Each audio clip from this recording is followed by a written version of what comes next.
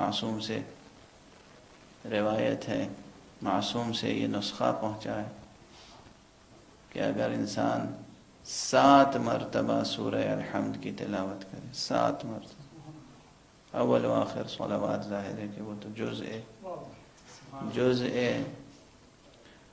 لا ينفک ہے،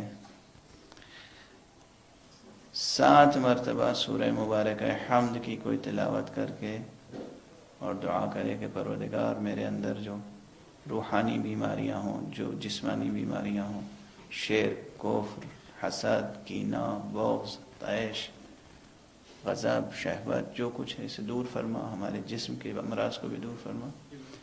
یہ معجزہ انسان دیکھے گا کہ اس کے ذہن میں، اس کے ضمیر میں، اس کے نفس میں، اس کی روح میں کس طرح انقلاب برپا ہوگا،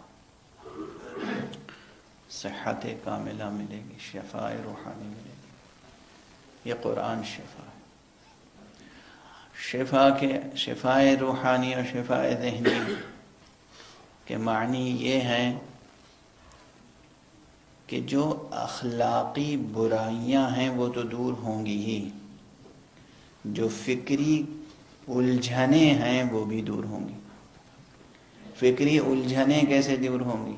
جو پرابلمز ہیں، جو کویسچنز ہیں، جو سوالات ہیں، جو برننگ ایشوز ہیں، جو فکر انسانی کو فلسفیانہ اعتبار سے، حکیمانہ اعتبار سے یا نفسیاتی اعتبار سے پریشان کرتے ہیں، یہ بھی دور ہوں گے، یہ حل ہوں گے۔